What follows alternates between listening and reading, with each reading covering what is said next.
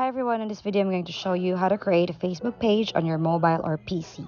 So tap on your Facebook from your profile, tap on the menu settings and tap for pages. Now here you can tap create to start creating your page. So you can tap get started if you wish to create a page, and you have 4 steps to complete. First is to write the name of your page, whether it's a business, a brand, or an organization.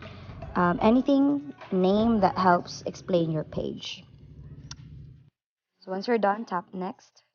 And then second, you're going to write in or choose a category that best describes your page. And then the third one is adding your website, links, or any other link from your pages. And then last is to tap or add an image to this page. And then once you're done, then tap done. So once you are done setting up, then all you have to do is refresh a bit, and then you'll be able to continue the process. So you'll be able to see your pages here.